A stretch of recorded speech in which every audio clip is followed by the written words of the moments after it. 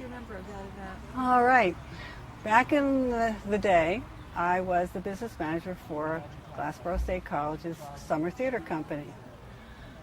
And I probably had one of the few outside lines to the college that worked because, of course, we were hoping to get season tickets to sell tickets to the theater.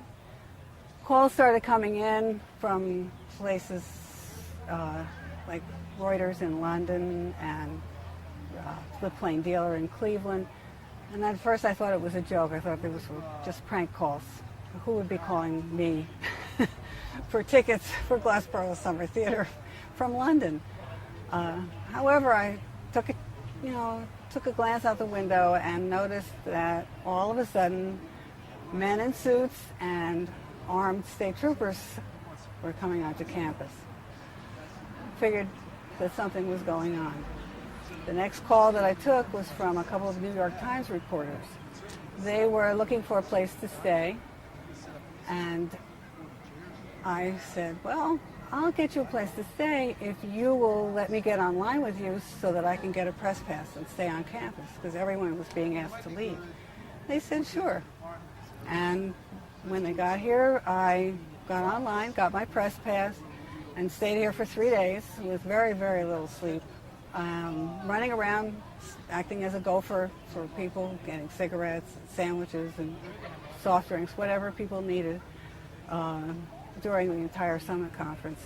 It was a wild and crazy time, really, really hectic. The gymnasium was a sea of cables and setups for people from all over the world, reporters from all over the world who had come for the summit conference.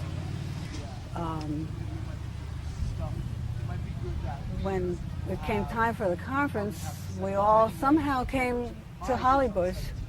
And of course, you know, if you think about it, in these days, we never would have been allowed to come so close.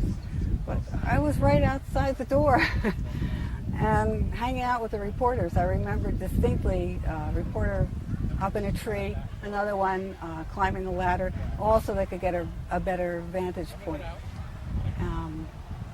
And thousands of people in the street. Some of them were anti-war protesters. Do you remember posters and signs? Not so much. I remember people yelling, shouting things.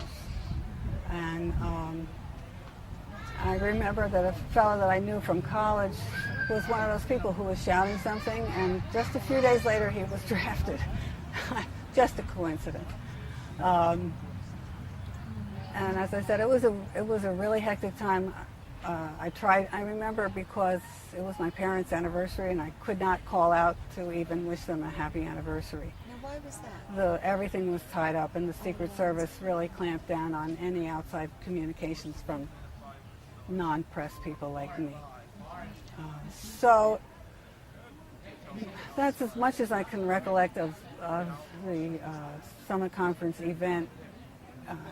For me, it was running around doing whatever people told me to do, getting sandwiches or paper or cigarettes or soft drinks.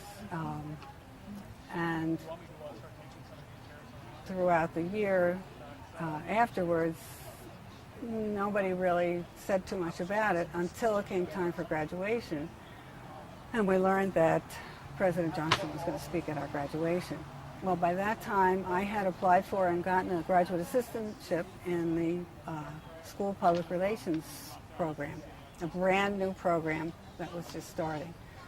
And I'm convinced that the primary reason that I got into that program was because I worked at the Summit Conference.